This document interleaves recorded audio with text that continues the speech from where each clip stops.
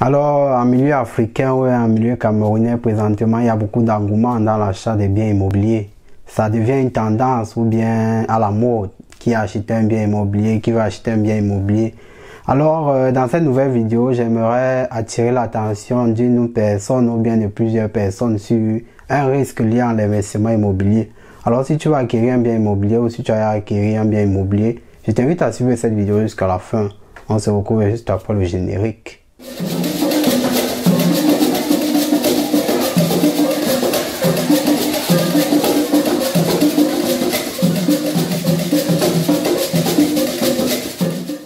Bonjour ou bonsoir en fonction de l'heure à laquelle vous écoutez cette vidéo. Oui, c'est le credo de la chaîne. Alors, sur cette chaîne, nous parlons des thématiques autour de l'investissement immobilier en Allemagne, surtout les risques liés à l'investissement immobilier et comment même gagner l'argent au niveau des impôts ayant un bien immobilier en Allemagne.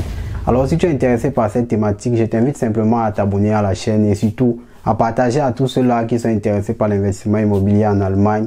On va le dire, l'investissement est primordial, mais il faut bien le faire pour pouvoir s'en sortir, car l'investissement immobilier en Allemagne a plusieurs risques.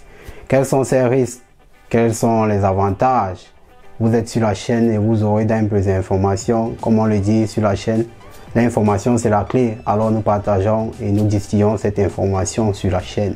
Alors, avant d'entrer dans le vif du sujet d'un des risques liés à l'investissement immobilier, j'aimerais refaire une parenthèse. La parenthèse, c'est sur la dernière vidéo.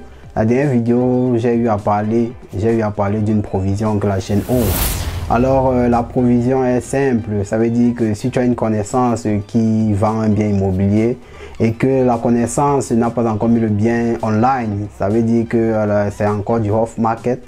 Alors, tu contactes simplement la chaîne et tu mets en contact le propriétaire immobilier. Alors, les membres de la chaîne vont se charger d'entrer en contact avec ce propriétaire immobilier. Alors, si le contact est concluant, ça veut dire que si un membre ou un investisseur de la chaîne réussit à acquérir ce bien immobilier, tu peux avoir une provision allant de 500 à 1000 euros.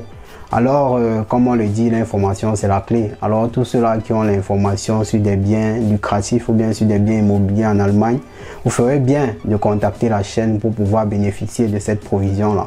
Alors, on se retrouve dans les contacts sur la chaîne.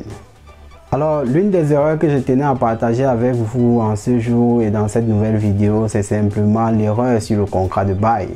Alors, tu as acheté un appartement, tu as acheté un bien immobilier, tu veux bien mettre cela en location pour pouvoir avoir un cash flow ou bien pour pouvoir être dans un nul-nul. Ça veut dire la différence entre les crédits de ce que tu as en banque et ce que tu reçois du locataire sont égaux.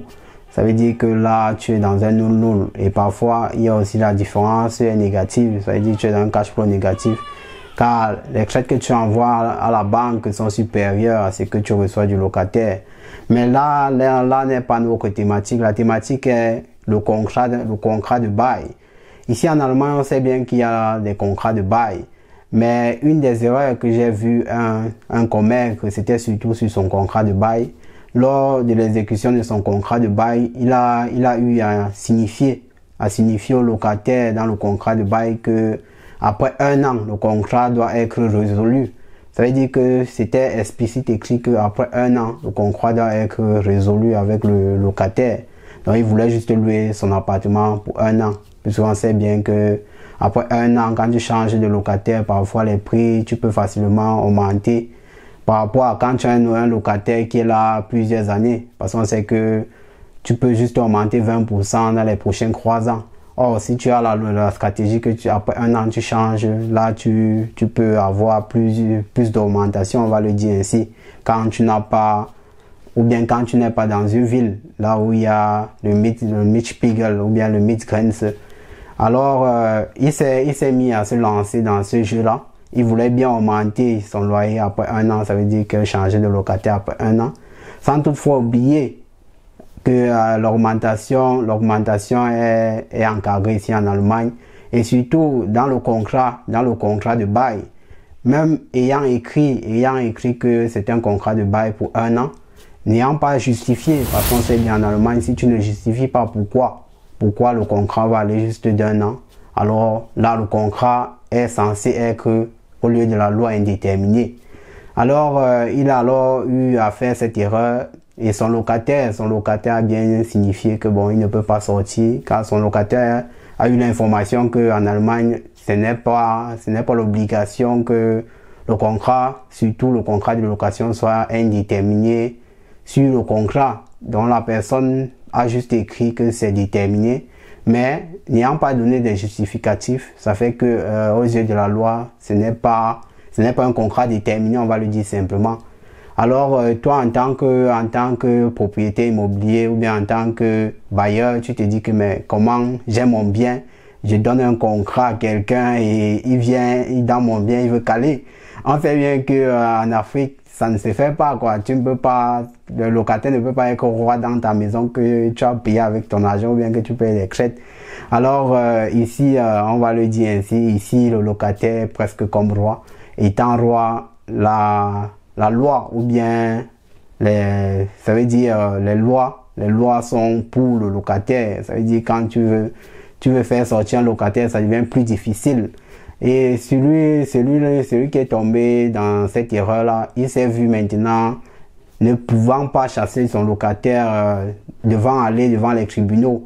Car on va le dire ici, pour tous ceux-là qui louent des biens immobiliers, quand vous avez un bien et que vous le louez à quelqu'un, la personne peut vivre à l'intérieur de manière indéterminée.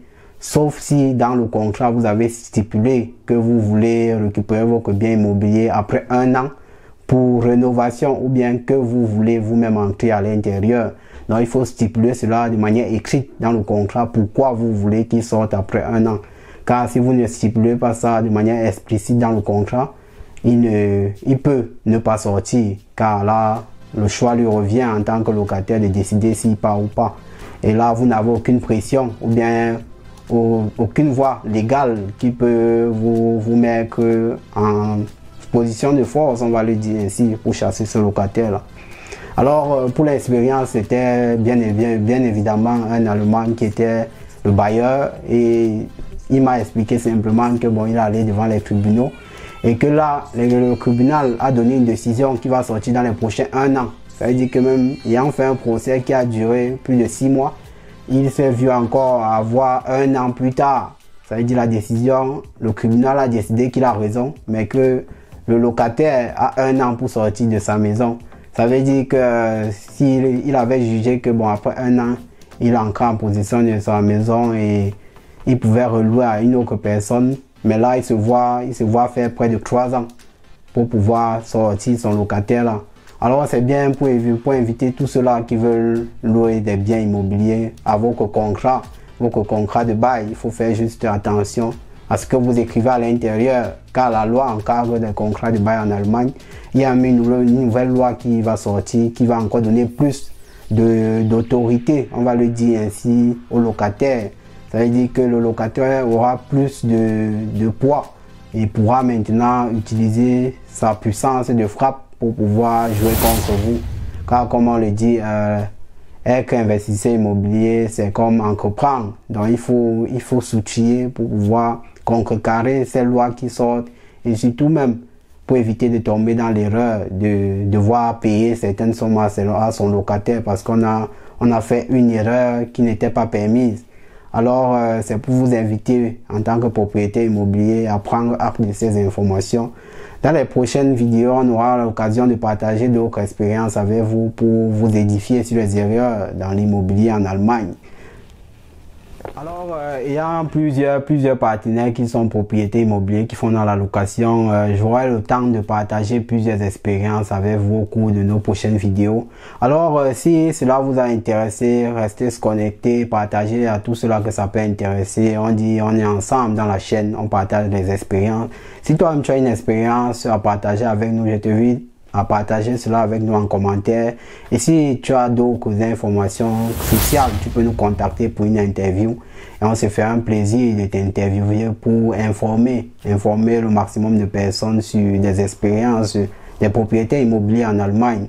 Alors, on va se dire qu'on s'écoute dans la prochaine vidéo. Jusque là, portez-vous bien. C'était Franck. Bye bye.